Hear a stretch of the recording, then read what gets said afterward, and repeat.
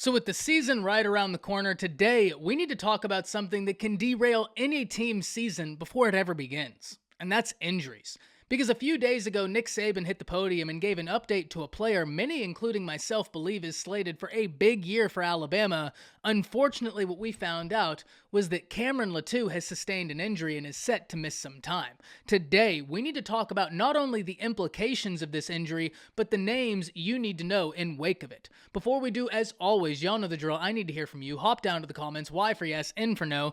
Do you believe we could see some freshman tight ends step up? And then let me know the names you're excited to see in that room. If you are new to the channel, be sure to subscribe. Hit that bell notification as I do constant college football content. You don't want to miss any of it, and if you enjoyed the content, like and comment down below as those interactions, though small, are massive. But having said all that, we need to jump right into this because there is a lot for us to unpack. And you never want to hear about injuries, no matter the team, no matter the player, but especially when that player is slated for such a big season, which I absolutely believe Cameron Latu was. And whenever we're talking about the implication of this injury, there's several different layers we need to address.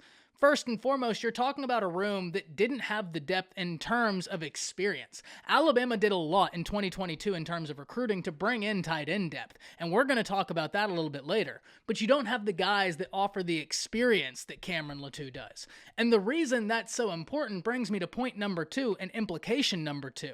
Because Alabama is trying to find some new faces to replace the production they had. No doubt, this Alabama offense has no shortage of talent. You look everywhere, there's talented pieces. But you're trying to replace experience, and Cameron Latu gave you experience in a position that can help in both blocking and being a wide receiver threat. That might sound trivial, but when you realize Alabama's offensive line woes from a season ago are something they're still trying to fix, bringing in new offensive line coach who, personally, I believe will show a massive improvement. But even though you bring in Coach Walford, Latu was someone who the coaching staff had faith in his blocking ability, and on top of that, in a year where you're replacing not only Mechie, but Jamison Williams, you had faith in Cameron Latu's ability to be a receiving threat as well.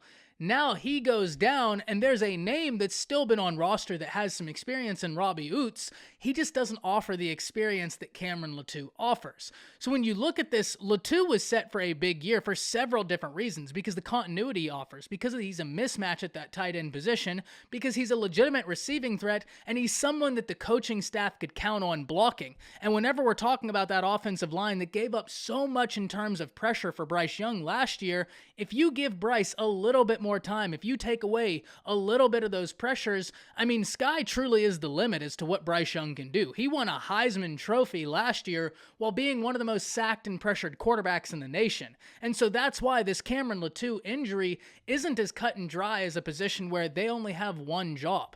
Being that tight end, Cameron Latu was big in the blocking game, he was big in the receiving game, and now Alabama's going to have to work through that.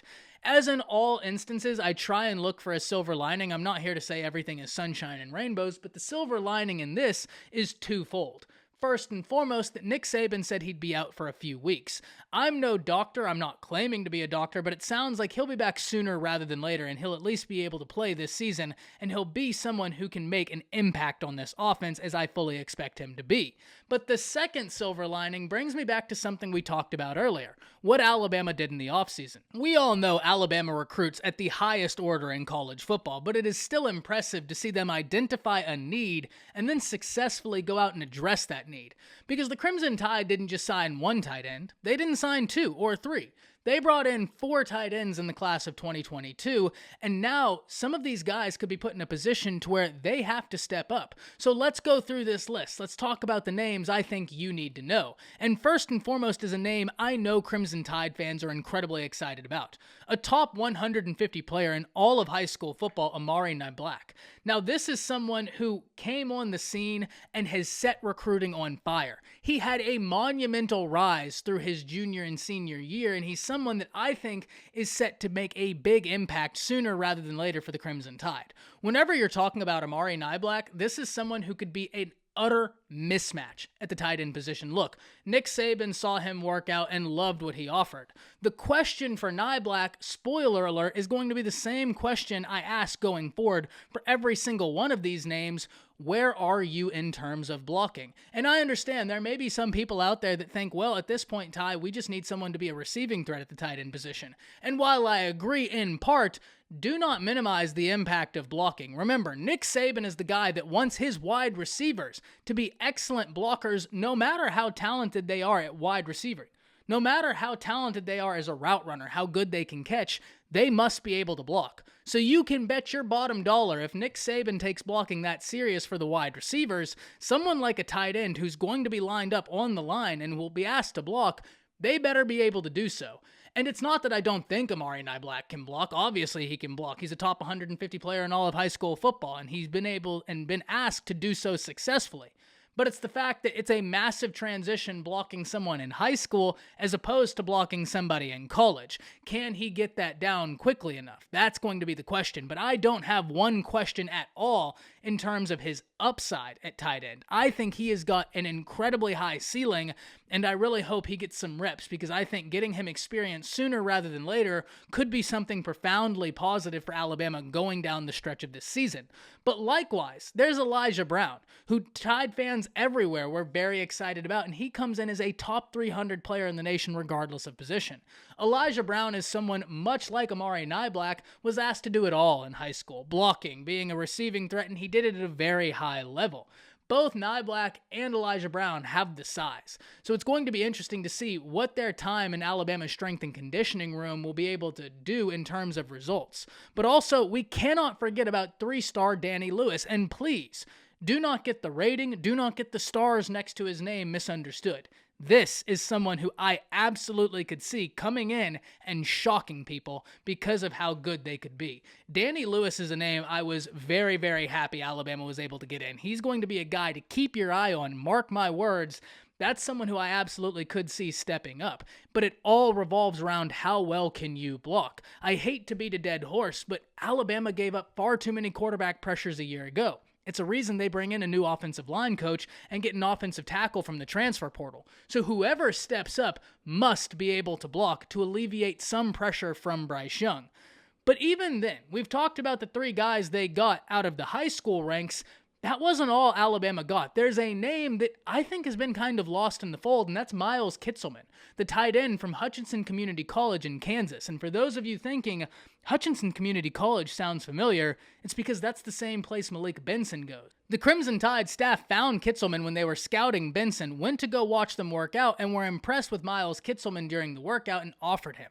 Ultimately, he ends up committing to the Crimson Tide and gives them more depth in terms of tight end. And the difference between Kitselman as opposed to the other 3 we just named is he's actually had some experience outside of high school football. Now, I get it. He only played in 3 games, had some injuries, so he didn't get a ton of experience, but he's somebody who's seen what it's like to play at the next level. He's somebody who has an understanding of what it takes to be successful in a realm outside of high school football, because the difference is vast from high school football to collegiate football, and he's someone who just has a little bit more understanding of what that means. So he could be a name to keep up with, but at the end of the day, when you look at it, Alabama was able to identify a need in terms of tight ends, and they got 4 guys who I could easily see any one of these names being the name that steps up. It all just revolves around how far along are you in your understanding of the offense? How far along are you in your understanding of blocking assignments? Because with an offensive line that's still working to get to where they want to go, that is going to be massively important. Now, the other silver lining I'm going to give to you is that this creates an opportunity for one of these young guys to learn and learn quickly,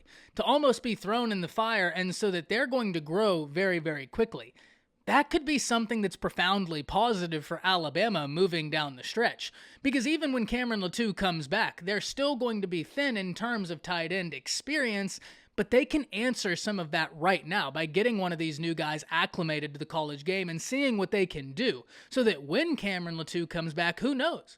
We might see some 12 personnel out of Bill O'Brien in this Alabama offense, because I truly believe they could have some major mismatches at the tight end position. It's all about how it comes to fruition. But this is an injury you never wanted to hear happen. You never want to hear any injury happening, no matter the team, no matter the player, but especially this close to the season, especially when that person was slated to be such an impactful player on your offense. But at the end of the day, it's great that Alabama has gone out, identified the need at the tight end position, and gotten the the guys they have, but I cannot wait to hear from you and which names you think are set to step up for Alabama. Hop down to the comments, let me know what you're thinking. That's it. See ya.